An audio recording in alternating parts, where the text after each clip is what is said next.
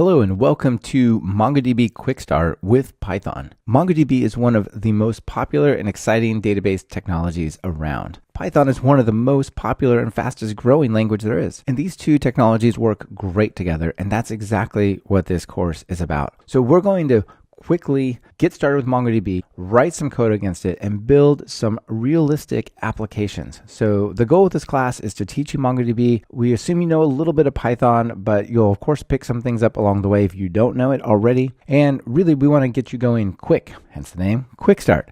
So let's get started by talking about what we're going to cover in this course. We're going to focus on three main things. We're going to start with why do you care about NoSQL and document databases? How do document databases make working with schemas easier, modeling data easier, as well as add performance and flexibility to our applications? We're going to talk about modeling specifically, because this is one of the things that is pretty challenging about document databases. If you come from a relational database world, you probably know about third normal form. This is a way to carefully and sort of structured way to plan out how you model your data.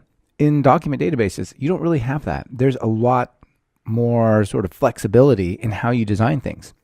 This is great for you once you understand it and you're really good at it. But it's challenging to know how to model things when you get started because there's so much flexibility and it's kind of open-ended. It feels a little more like art than science in some sense. So we're going to focus specifically on techniques and trade-offs and some guidelines I've come up with to help you be successful modeling your data with document databases such as MongoDB. And then we're going to start writing code for real. We're going to use a MongoDB object document mapper. Think of like SQL Alchemy, but for document databases, called mongoengine. And we're going to use that to create some classes to model our data and map those classes to and from MongoDB and use that as the foundation of our application. Speaking of applications, what are we going to build in this class? Well, we're going to build an Airbnb clone, but for snakes.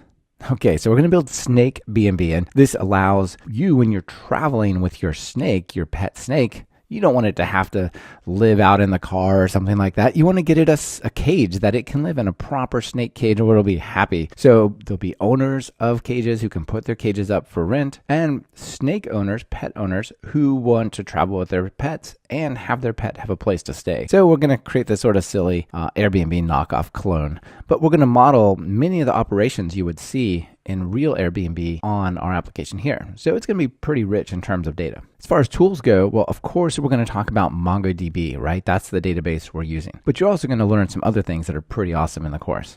We're going to talk about MongoEngine. This is the primary library we're going to use to talk to MongoDB. It's built upon another one that's very popular that is sort of the lowest level official way to talk to MongoDB called PyMongo. So you might see a little bit of both of those actually in the course. We're going to use what I think is the best tool for accessing MongoDB, something that used to be called RoboMongo, but now it's called Robo3T because it was acquired by a company called 3T. So this is part command line, part GUI way to interact with MongoDB, and it's beautiful and free, open source. It's great. Also, we're going to use PyCharm for our Python code. You don't have to use PyCharm for this course, but you'll see me using it, and I think you'll see a lot of benefits as we go. Speaking of me, who am I anyway? Who is this voice that you're listening to? Hi, my name is Michael Kennedy. You can find me on Twitter at @mkennedy. And what makes me qualified to teach this course? Well, first of all, I host the most popular Python podcast called Talk Python to Me. And I've interviewed many people, including some of the folks from MongoDB, the company, as well as authors who've written about MongoDB design patterns and things like that. So I've had a lot of experience working with people in Python and MongoDB. I've created the Talk Python training company and written many Python courses and MongoDB courses there as well. And also I'm part of the MongoDB Masters program. So this is a group of about 35 external community members who give advice back to MongoDB. And I've been part of this for many years. Worked closely with the folks inside MongoDB over the years. So this is what you have in store for you. Lots of awesome MongoDB and Python. I hope you're excited. Let's get right to it.